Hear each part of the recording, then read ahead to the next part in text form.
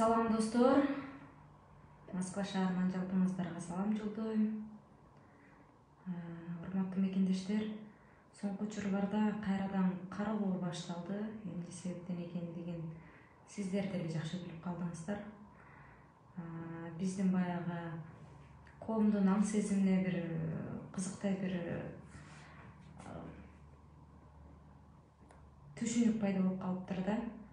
Унчукпай койсоң ушул пикирге макул экен дегенчи. Ошондуктан мен айтарым, жанагы социалдык тармактарда каралуулар атайын жүрүп жатат. Ошол жерде бул жигитти менин балам деп чыгарышыптыр. Ушундай балалуу болсом абдан жакшы болмок, чындыгындачы. Ушундай балалуу болсом, менин болочоктогу балам ушул жигиттей болсо, абдан кубанмакмын. Ушул жигиттей балалуу болгум келет. Ошондой эле Москва шаарынан кантип батир алды, кимдин акчасын алды, Мадумаров мигранттардын акчасын алып берди деген бир атайын бир кооздоп жазылган бир макала чыгыптыр да. Эми бул нерсеге мен көңүл бурбай эле коеюн, жооп бербей эле коеюн десем, YouTube'га дагы чыгып кетиптир. Мен билем, бул менин азыркы кайрылуум, элге болгон, биздин журтташтарга, мекендештерге болгон менин жообум ошол социалдык тармактардан да чыгат. Ошого ишенип алган биздин мекендештердин кулагына дагы жетет деп үмүттөнөм да. Бул жигиттин аты Алихан, бул менин бир тууган эжекемдин баласы. Кенже уулу болгондуктан биздин үйдө бир жарыкчылык келип, ушундай бир кандай десем, өзүм да бөбөктөрдү, наристелерди аябай жакшы көргөндүктөн ушул жигитти көтөрүп көп жолу сүрөткө түшкөнмүн. Ошолорду чыгарыптыр эми. Жигит азыр 7ге чыкты, 2015-жылы төрөлгөн. Быйыл буюрса 1-класска барат. Бар-бар.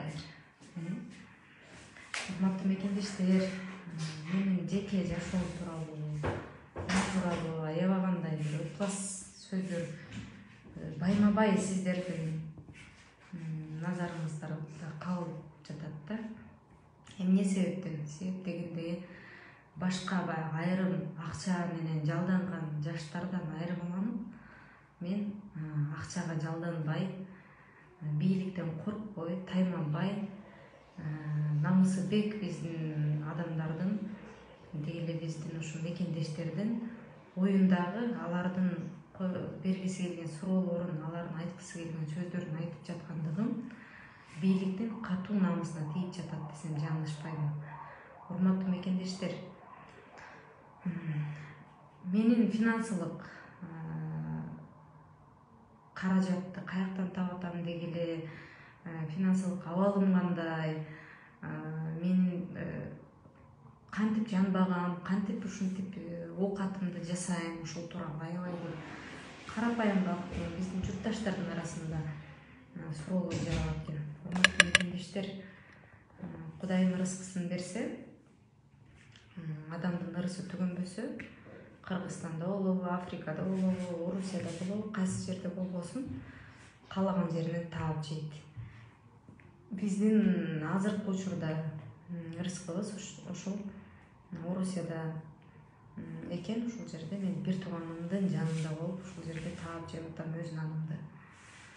Орусиядан 1 эмес 2 батир алганбыз. Экөөсү тең ипотекага алынган. Буюрса бирөөсүн төлөп бүткөнбүз. Ошол батирди сатам. Каалагандар болсо алгыла. Баасы 15 миллион. Ушинтип реклама кылып койбосом болбойт окшойт. 2018-жылы батир алып бериптир дейт. 2018-жылы мен Бүтүн Кыргызстан партиясынын курамында эмес элем, урматтуу мекендештер. Ал жерде бир аябай бир одоно уятсыз ыплас каралуу болуптур. Адахан Кимсанбаевичке жабыштырып ушундай бир ыплас каралуулорду жасаган бийлик бир жакшы бийликпи деген бир суроо жаралса керек силерге деле. Эми элестеткиле, мен атамдай болгон, чоң атамдай болгон Адахан Кимсанбаевичти жабыштырып аткандыгын. Эмне Садыр Жапаровду же Камчыбек Ташиев ошондой өзүнүн кыздарындай болгон кыздарга көз артабы? Мына ушундай суроо жаралат да. Алардын аң сезими кандай? өздөрү кандай болсо башкаларга дагы ошондой дооматты жабыштыра береби? Бул деген уят маселе. Муну ойлонуп көрүш керек. Кандай ыплас кароолорду чыгара беришет булар. Жооп бербейм десең унчукпай койдуң дешет. Жооп берсең теңелбе дешет. Анан ушундай теңелбей турган бийликти колдоп отурган мекендештерге таң калам. Бул бийликти 80% эл колдойт, бүтүн Кыргызстанды 6% эл колдойт деп ушундай бир болбогон арзан кеп сөздөрдү айтып атып каралап, азыркы бийликтин жаш бир жаш балдары, тарапташтары Атамбаев кезинде каякта элең, Жээнбеков кезинде каякта элең деп. Тилекке каршы Бакиев кезинде мен мектеп окуучусу элем. Аскар Акаевдин мезгилинде мен бала бакчада окуйт элем. Ошондуктан буга окшогон арзан сөздөрдү айтпай эле койгула. Атамбаевдин мезгилинде чындык үчүн чыркырап биз чыкканда, силер жок элеңер жаш балдар. Силер унчукпай отургансыңар. Ушундай азыр YouTube каналдарды ачып алып,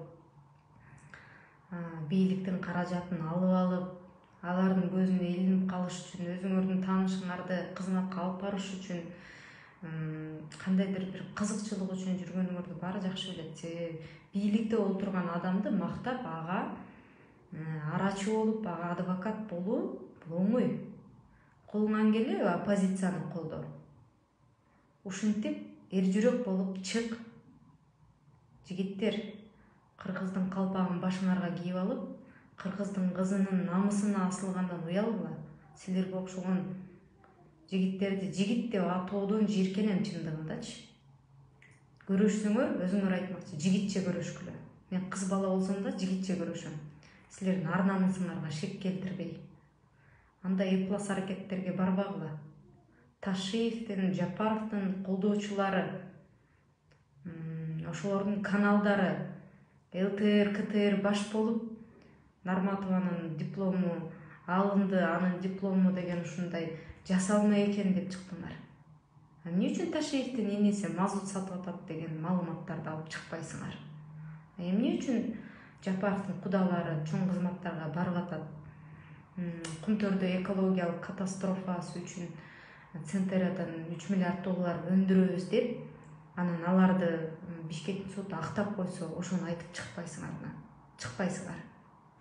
Ушундай жалганчы бийликти колдоп, ошолордун акчасын алып, ошолорго жүгүнүп отуруу силерге ыңгайлуураак.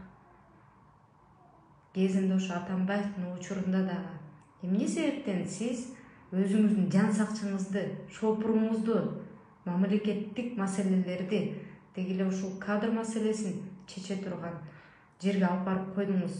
Сиздин деңгээлиңиз шопур менен жан сакчылардын деңгээлиндейби деп биз айтып чыкканбыз. Сооронбай Шарипович, сиздин деңгээлиңиз 3% экен, досуңузду 50%дан көтөрүп коюптур. Уялбайсызбы деп биз айтып чыкканбыз.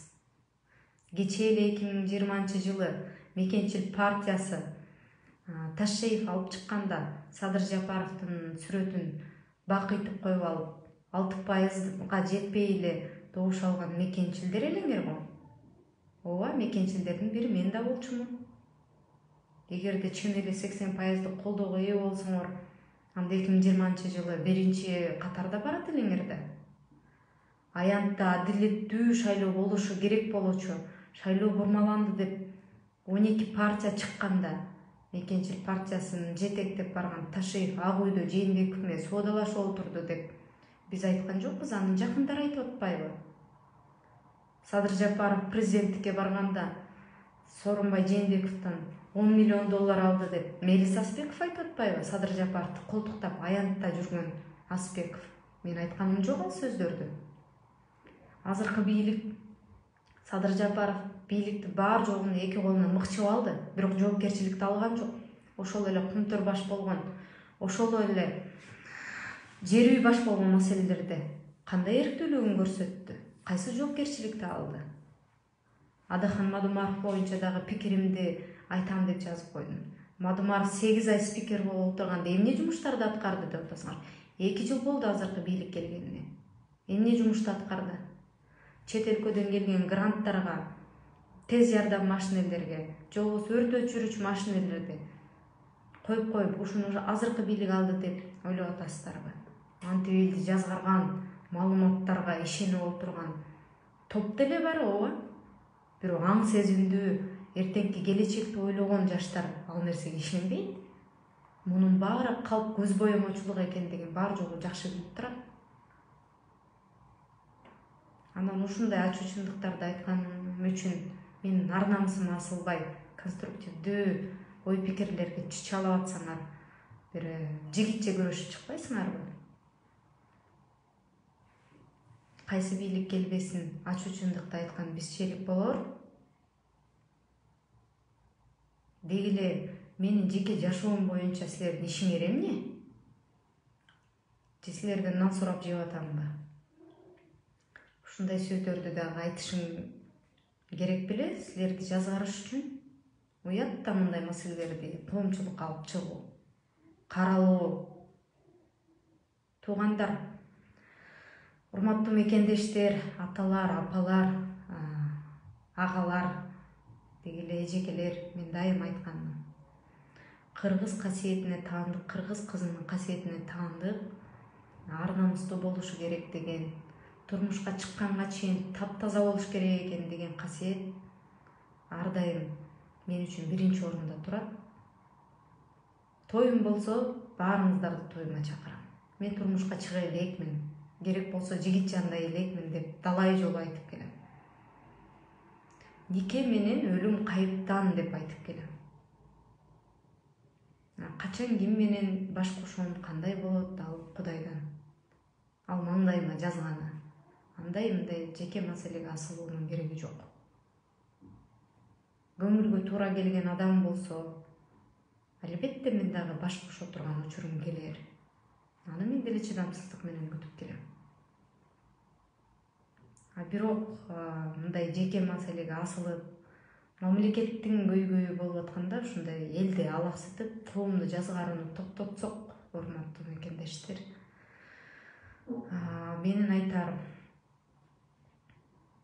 мамлекетте 2 жылдан бери башкаруу жүргүзүп аткан бийлик эң орчундуу Орто Токой суу сактагычы, Кемпир Абад суу сактагычын кошуна мамлекетке берип коюуга аракет кылды.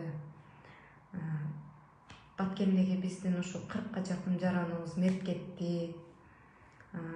Баткенди чек арасын коргойм, ошол жерде өзүм үй бүлөмдү, өзүмдүн жеримди, үйүмдү коргойм деген азаматтарды Орусиядан тажикстандыктар уруптеп келип, Орусиядан издөөгө берип, өзүнүн мамлекетине алып кетип жатат. Ошолорду коргоп калбайбы бийлик? Эл аралык биздин саясий деңгээлибиз төмөнгө түшүп кетти.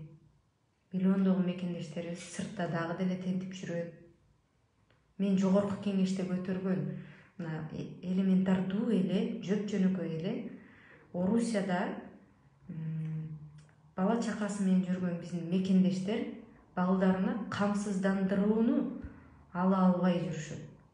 Ушуну чече албаган бийлик чет мамлекетте берилген 20 өрт өчүргүч машинени мактанып койсо ишенип отура беребизби?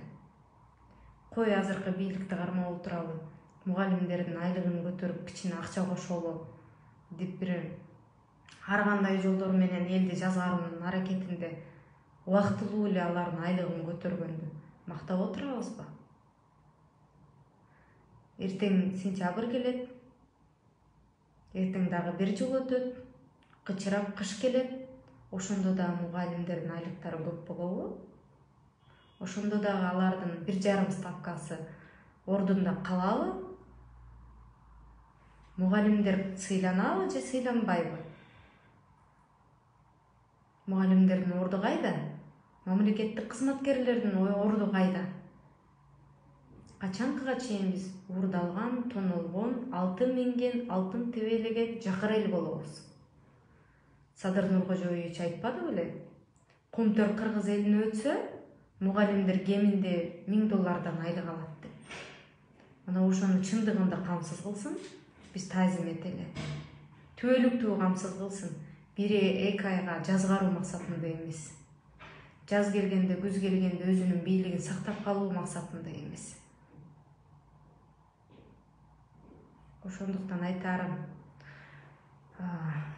жалган маалыматтарга аналитика жасаганды үйрөнсөк, коом биз аң сезимибизди жалган маалыматтар менен сугарбасак, эртеңки келечекте өсүп келаткан биздин жеткинчектерге кандай тагдыр тартуулап жатабыз? Ошолордун чындыгы үчүн күрөшкөн азыркы жаштар кандай абалга калып жатат? Жеңиш Молдокматов, Тилек Күренов, Мирлан Ураемов, Бактыбек Калмаматов, ошол эле жапжаш саясатчылардын бар жогун сындырып, алардын оозун жабып, УКМКга чакырып, кандайдыр бир арзан каралоо иштерин жүргүзүп, ушинтип жаштар менен күрөшкөн бийлик бир деңгээли бийик бийликпи? Жаштар айтып жаткан сөздөр чын болгондугу үчүн тергип жатат да. Буга кандай көз караштасыздар? Ошондуктан айтарым, менин эски санаалаштарым, мекенчилдер мага байланышып, азыркы бийлик талашуу эки достун айланасында болуп жаткандыгын айтып, алардын эмгеги, алардын үмүтү, алардын арманы, алардын тилеги акталбай жатканын айтып жатышат. Эмне болуп акталды? Дагы убакыт берели деп. 2 жыл убакыт өттү мына. Дагы 10 жыл убакыт бергиле ошого окшогон бийликке. Кудай биздин ырыскыбызды качан токтотуп койгон кезде көз жумабыз, өзүңүздөр жакшы билесиздер. Кудай өз ырыскысын, өзүнүн берекесин, өзүнүн ушундай нанын берип атабы, ошого жашап жатабыз. Бийликти мактап, туугандарыбыз ишке келип калсын, биздин кандайдыр бир маселебиз чечилип калсын деп, алардын кызматына, алардын акчасына азгырылбай, өз оокатыбызды таап жеп жүрөбүз. Кудайга шүгүр, эч кимге муктаждыгым жок. Менин муктаждыгым бир гана Кудайдан. Ошондуктан ыкылас каралоолорго ишенбөөгө чакырам.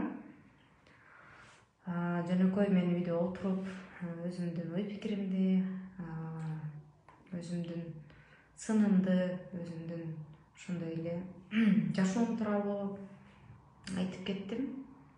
Буюрса дагы сиздер менен байма бай байланышып турабыз. Урматтуу мекендештер, саламат болуңуздар.